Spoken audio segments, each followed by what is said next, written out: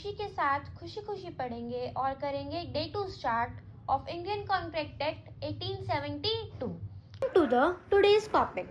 कल हमने बात करी थी कि हमारे पास कुछ एलिमेंट्स हैं जो सेक्शन 10 में गिवन है और कुछ एलिमेंट्स ऐसे हैं जो सेक्शन 10 में गिवन नहीं है। तो हमने कल सिर्फ वही पढ़े थे जो सेक्शन 10 में गिवन नहीं है। अब हम कौन से पढ़ेंगे जो सेक्शन 10 में गिवन है। First one is offer and acceptance और एन एग्रीमेंट।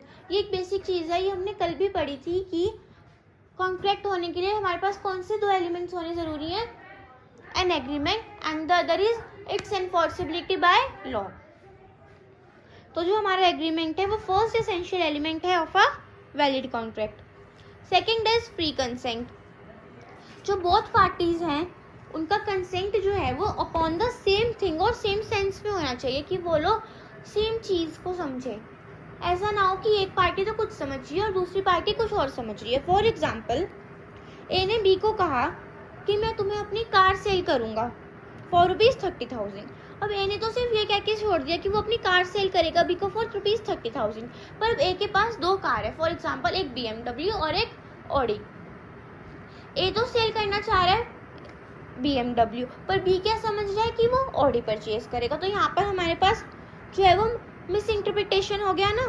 तो इसलिए ही जो है हमारी पार्टीज हैं उनको सेम थिंग और सेम सेंस में एग्री करना चाहिए। और this can also be understood as identity of minds means consensus ad idem. इसको भी हम एक एग्जाम्पल से समझते हैं। इसका मतलब क्या है कि जो मीनिंग है बोथ पार्टीज वो उसको सेम सेंस में समझे। फॉर एग्जाम्पल कि जैसे ए ने बी को कहा कि मैं तुम्हें अपनी रेड कार ₹30,000 में सेल करूंगा और बी ने भी यही समझा कि उसको भी रेड कार ही मिलेगी। अब यहाँ पर वो लोग सेम थिंग को सेम सेंस में समझ रहे हैं ना, तो there is consensus ad idem. अब अगला हमारे पास ये है कि जो कंसेंट है बोथ पार्टीज का वो फ्री होना चाहिए। और कंसेंट फ्री कब माना जाएगा, जब कंसेंट हमें किसी कोर्जन मीन्स फिजिकल प्रेशर या किसी undue influence means weak physical या फिर मेंटली कैपेसिटी, और the other is fraud, misinterpretation और मिस्टेक। किसी इन वजहों से अगर कंसेंट नहीं मिल रहा है तो वो फ्री कंसेंट होगा। Now the third is capacity of the parties. Capacity to contract means the legal ability of a person to enter into a valid contract. कि जो पर्सन की लीगल एबिलिटी है to enter into a valid contract. तो इसमें हमारे पास क्या include होता है, first one is majority, other is sound mind and the third is not disqualified by any law. Majority क्या है हमारे पास कि वो मेजर एज का होना चाहिए, मीन्स अगर लीगल एज फॉर एग्जाम्पल हमारे इंडिया में 18 है तो वो 18 ईयर्स और अबव का होना चाहिए। सेकेंड इज साउंड माइंड कि वो अनसाउंड माइंड का मीन्स मेंटली अनस्टेबल नहीं होना चाहिए। And the third one is not disqualified by any law, means उसको दिवालिया कहते हैं ना, उसको इंसॉल्वेंट डिक्लेयर नहीं करा होना चाहिए कोर्ट में, या फिर किसी और वजह से मीन्स किसी डॉक्टर है उस डॉक्टर का कोई लाइसेंस कैंसिल हो गया या समथिंग लाइक दिस कि वो लॉ से डिस्क्वालिफाइड नहीं होना चाहिए। Fourth one is consideration. Consideration का मतलब क्या है हमारे पास, इसको रेफर करा लॉ की लैंग्वेज में क्विड प्रो क्यो। क्या रेफर किया है, क्विड प्रो क्यो। इसका मीन क्या है, समथिंग इन रिटर्न, कि हमें बदले में कुछ मिलेगा। For example, A agrees to sell his book to be for ₹100। A ने एग्री किया कि वो बी को अपनी बुक सेल करेगा फॉर ₹100 और बी ने प्रॉमिस किया कि वो ए को ₹100 बदले में देगा बुक के। ओके, तो ₹100 क्या हो गया हमारे पास यहाँ पे, कंसिडरेशन। क्यों, क्योंकि बुक के बदले में ए को ₹100 मिल रहे हैं। Fifth is lawful consideration and object. इसका मतलब क्या है, जो हमारा कंसिडरेशन है वो कुछ लॉफुल होना चाहिए। फॉर एग्जाम्पल, ए ने एग्री किया बी को कि वो अपना हाउस सेल करेगा बी को against 100 kgs of cocaine. Cocaine क्या है, ड्रग्स। अब ये तो एक अनलॉफुल चीज हो गई ना, इलीगल चीज है, तो वो जो चीज हमें रिटर्न में मिल रही है, जो हमें कंसिडरेशन मिल रहा है वो लीगल होना चाहिए। कुछ भी इलीगल चीज जो है वो एक्सेप्ट नहीं होगी, it will be not a valid. Now the sixth one is not expressly declared to be void. जो हमारे जब हम एग्रीमेंट में एंटर हो रहे हैं उसको लॉ ने इलीगल या वॉइड डिक्लेयर नहीं किया होना चाहिए। The next topic is types of contract. हमारे पास टाइप्स ऑफ कॉन्ट्रैक्ट है और वो भी कुछ बेसिस पर, जिसके बारे में हम पढ़ेंगे। फर्स्ट वन इज वैलिडिटी और इन्फोर्सेबिलिटी। हमारे पास कॉन्ट्रैक्ट किसके बेसिस पर है? कुछ तो वैलिडिटी और इन्फोर्सेबिलिटी के बेसिस पर, and the other is formation के बेसिस पर, and the last one is on the basis of performance. अब वैलिडिटी के बेसिस पर हमारे पास 5 टाइप्स ऑफ कॉन्ट्रैक्ट हैं, and the first one is valid contract. Valid contract क्या है, एक एग्जांपल से समझते हैं। A ask B if he wants to buy his bike for ₹10,000। A ने ऑफर दिया बी को कि क्या वो बी ए की बाइक परचेज करेगा for ₹10,000, and B agrees to buy bike. B ने उस ऑफर को एक्सेप्ट कर लिया। It is agreement which is enforceable by law, means ये लॉ की नजरों में इन्फोर्सेबल है। तो ये क्या हो गया? एक वैलिड कॉन्ट्रैक्ट हो गया। क्यों? क्योंकि यहाँ पर एग्रीमेंट भी बन गया और यहाँ पर लॉफुल ऑब्जेक्ट भी है हमारे पास। So thus it is a valid contract. The second is void contract. Void contract को क्या बोलते हैं हम? Invalid contract. क्या बोलते हैं? Invalid contract. इनवैलिड कॉन्ट्रैक्ट क्या है कि जब किसी कॉन्ट्रैक्ट को करना ही इम्पॉसिबल हो जाए, कि मीन्स अब उस कॉन्ट्रैक्ट को करना ही पॉसिबल नहीं है, वो काम करना ही पॉसिबल नहीं है, तब वो क्या बनता है? Void contract. For example, mister x ने एग्री किया कि वो एक बुक पब्लिशर के साथ काम करेगा। अब ये कॉन्ट्रैक्ट क्या है? वैलिड कॉन्ट्रैक्ट है। पर कुछ दिनों बाद एक्स की डेथ हो जाती है इन द एक्सीडेंट। अब ये कॉन्ट्रैक्ट क्या बन गया? वॉइड कॉन्ट्रैक्ट, क्योंकि अब उस कॉन्ट्रैक्ट को करना ही पॉसिबल नहीं है ना। Thus, when a valid contract when cannot be performed because of some uncalled happening, it becomes void. Now the third is voidable contract. Most important type of contract, mark it as important. इसमें हमारे पास क्या है? voidable का means क्या है? able to be void at the option of the agreed party, कि जब both agreed parties के ऑप्शन पर, मीन्स उन दोनों पार्टीज की मर्जी पर वो कॉन्ट्रैक्ट वॉइड डिक्लेयर हो गया है, तो वो क्या बन जाएगा? Voidable contract. ये कॉन्ट्रैक्ट वॉइड कब बनता है? मीन्स वॉइडेबल कॉन्ट्रैक्ट कब बनता है? अगर किसी भी पार्टी को कोएर्जन, अनड्यू इन्फ्लुएंस, फ्रॉड या मिसरिप्रेजेंटेशन की वजह से किसी भी पार्टी ने पहले हाँ कर दी थी, तो अब वो पार्टी ना कर सकती है और ये क्या बन जाएगा? Voidable contract. अब हमारे पास एक एग्जाम्पल है इससे related. X promises to sell his scooter to Y for ₹1 lakh. X ने प्रॉमिस किया वाई को कि वो अपना स्कूटर वाई को फॉर ₹1 लाख देगा, पर जो एक्स का कंसेंट था वो वाई ने एट अ गन पॉइंट लिया। अब एक्स क्या है यहाँ पर? Aggrieved party, and the contract is voidable at his option but not on the option of Y. Means अगर किसी से आपने कोएर्जन, अनड्यू इन्फ्लुएंस, फ्रॉड या मिसरिप्रेजेंटेशन करके पहले कंसेंट लिया था, तो अब आप उस कॉन्ट्रैक्ट के लिए मना कर सकते हो, और अब ये कॉन्ट्रैक्ट क्या बन जाएगा? Voidable contract. Now fourth is illegal agreement. Illegal agreement क्या है?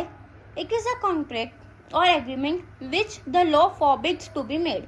अब देखो, इलीगल कॉन्ट्रैक्ट तो कभी बन ही नहीं सकता। जब वो एग्रीमेंट ही इलीगल है तो वो कभी कॉन्ट्रैक्ट बन ही नहीं पाएगा, क्योंकि वहां पर लॉफुल ऑब्जेक्ट नहीं है ना। इसका हमारे पास एक एग्जांपल है। If R agrees with S to purchase brown sugar, it is an illegal agreement, क्योंकि ब्राउन शुगर को सेल करना इलीगल है, तो ये क्या हो गया? Illegal agreement. तो इन केसेस में जो इन्फोर्स्ड बाय लॉ नहीं हो सकते उसको हम क्या बोलते हैं? वॉइड एब इनिशियो। वॉइड एब इनिशियो का मीन्स क्या है? void from the beginning, means if from the starting point they are not valid. Fifth one is unenforceable contract. ये क्या है हमारे पास? जब एक कॉन्ट्रैक्ट गुड इन सब्सटेंस होता है but because of some technical defect, जैसे कि एब्सेंस इन राइटिंग, कि आपने उस कॉन्ट्रैक्ट को राइटिंग में नहीं लिखा था, या फिर barred by limitations etcetera, one or both the parties cannot sue upon it, it is described as unenforceable contract. इसको एक एग्जांपल से समझते हैं। ए ने गुड्स लिए थे बी से इन 2015, पर अब तक कोई पेमेंट नहीं हुई। कितने साल हो गए इस बात को? 10 to 11 years हो गए। B cannot sue A for the payment as it has crossed several years and the Bail Limitation Act enforced only for the period of 3 years. इसका मतलब क्या है कि जो हमारा लिमिटेशन एक्ट है, बेड बाय लिमिटेशन एक्ट, जो हमारा टाइम पीरियड है वो 3 years का है, पर अब यहाँ पर तो इतने सेवरल ईयर्स क्रॉस हो चुके हैं, मीन्स 16 ईयर्स अप्रॉक्स, तो अब हम लोग उस पर स्यू नहीं कर सकते। अभी हमने क्या बात करी, contracts on the basis of validity और इन्फोर्सिबिलिटी की। अब हम बात करेंगे contracts on the basis of formation. First type of contract is express contract. क्या है express contract? A contract would be an express contract if the terms are expressed by words और in writing. Express contract का मतलब ही साफ है कि words are being used, कि आपको उसे एक्सप्रेस करना है आइदर ऑरली और written. For example, A tells B on telephone that he offers to sell his house for rupees 10 lakh. A ने B को ऑफर दिया कि वो अपना 2 लाख रुपीज में हाउस सेल करेगा B को, पर ये कहाँ पर दिया? टेलीफोन पे। And B replies to A that he accepts the offer. अब ये क्या हो गया? It is an express contract, क्योंकि उन्होंने वर्ब्स का यूज किया। Second type of contract is implied contract. Now second is implied contracts. अब हमारे पास जो सेकेंड, थर्ड और फोर्थ कॉन्ट्रैक्ट है, implied contract, tacit contract and quasi contract, ये सब इम्प्लाइड नेचर के हैं और ये टर्म्स एंड कंडीशंस पर डिपेंड है। सबसे पहले हम बात करते हैं इम्प्लाइड कॉन्ट्रैक्ट की। इम्प्लाइड कॉन्ट्रैक्ट पे terms and conditions are not known.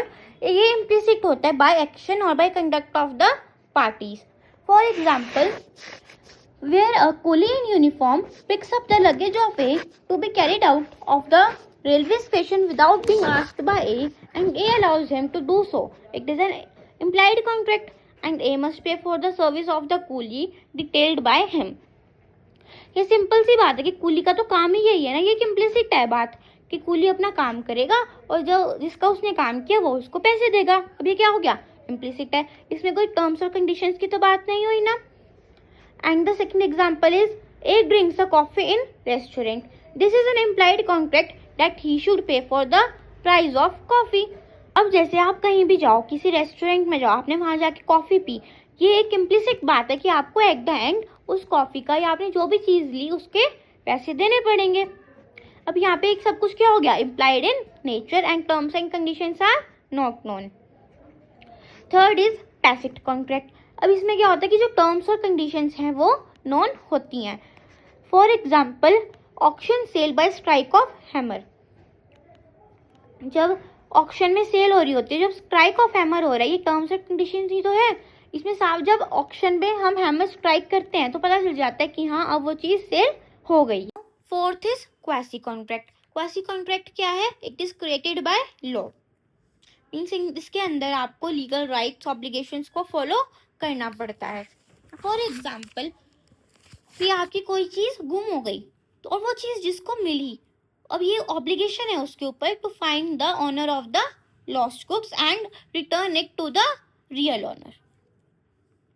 Fifth one is e contract. E contracts क्या है? Contract entered into by two or more parties using electronic means such as emails is known as e-commerce contract. जब आप किसी भी e-commerce means के through किसी contract में आ रहे हो तो उसको क्या बोलते हैं? E-commerce contract. करेंगे contracts on the basis of performance. First contract is executed contract. इसका एग्जांपल है when a grocer sells a sugar on cash payment, it is an executed contract because both the parties have done what they were to do under the contract. क्या इसमें executed contract का मतलब क्या है? कि जो execute होना था, कि जो बोथ द पार्टीज हैं, एक पार्टी ने शुगर देनी थी और दूसरी पार्टी ने पेमेंट करनी थी, तो उन दोनों पार्टीज ने किया, उस कॉन्ट्रैक्ट को एग्जीक्यूट कर दिया, तो ये क्या हो गया? Executed contract. Second is executory contract. Executory contract में हमारे पास दो टाइप्स ऑफ कॉन्ट्रैक्ट है, unilateral contract and the other is bilateral contract. Executory contract क्या है? When for example when G agrees to take the tuition of H, a pre-engineering student, from the next month, and H in consideration promises to pay G 1000 rupees per month, the contract is executed because it is yet to be carried out. अब जैसे हमने executed contract में बात करी थी कि जो दोनों पार्टीज पर ऑब्लिगेशन थी, कि जो फर्स्ट पार्टी थी उसने शुगर दी, सेकंड पार्टी ने पेमेंट की, तो उनकी जो दोनों की ऑब्लिगेशन थी उन दोनों ने परफॉर्म कर दी। पर अब एग्जीक्यूटरी में क्या है कि जो एक पार्टी है उसने अपनी ऑब्लिगेशन परफॉर्म कर दी है और सेकंड पार्टी को अभी परफॉर्म करनी बाकी है। जैसे कि हमने एग्जांपल में देखा कि जो जी ने तो ट्यूशन पढ़ा दिया, अभी एच ने पेमेंट करनी है, वो at the end of the month payment करेगा। वैसे ही यूनिलैटरल में है। यूनिलैटरल कॉन्ट्रैक्ट क्या है, इसको एग्जांपल से समझते हैं। M advertises payment of award for ₹5,000 to anyone who finds his missing boy and brings him as soon as B traces the boy. And when the B has traced the boy, means finded him, now M is obliged to pay M the money.